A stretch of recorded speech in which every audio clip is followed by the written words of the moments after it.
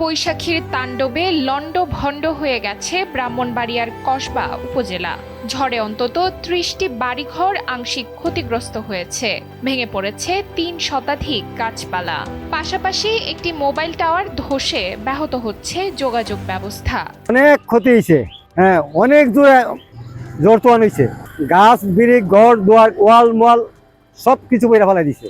এই টাওয়ারটি যখন ভেঙে পড়েছে তখন এই টাওয়ারটি মার্কেটে পড়তে পারতো বা বাজারে পড়তে পারতো, আমার বাড়িতে পড়তে পারতো, ওইখানে পড়ে নাই, এটা একটি পুকুরে পড়েছে, সেই বিধায় আমরা পানি বেঁচে গেছি। আমি সরকারের কাছে আশা করব যারা ক্ষতিগ্রস্ত হয়েছে, যাদের বাড়িঘর ভেঙেছে, তাদেরকে যেন অবিলম্বে তাদেরকে আর্থিক সহযোগিতার ব্যবস্থা করে এবং বাড়িঘর মেরামত করার ব্যবস্থা করে। সকালে উপজেলার ৩ লাখ পীর, শিকারপুর, বাদৈর, মূলগ্রাম ও মঈনপুর সহ বিভিন্ন এলাকায় এই ঝড় আঘাত হানে। কোথাও গাছ উপড়ে পড়ে বাড়িঘর ও মসজিদ মাদ্রাসার ওপর, আবার কোথাও ঘরের চালা উড়ে যায়।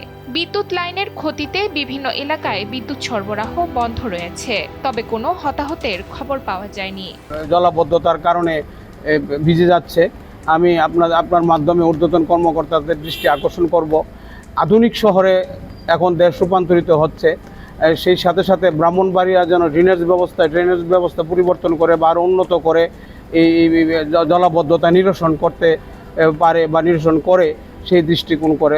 কসবা উপজেলা নির্বাহী কর্মকর্তা মোহাম্মদ সামিউল ইসলাম জানান, ক্ষয়ক্ষতির তালিকা তৈরি চলছে এবং দ্রুত সহায়তা দেওয়া হবে।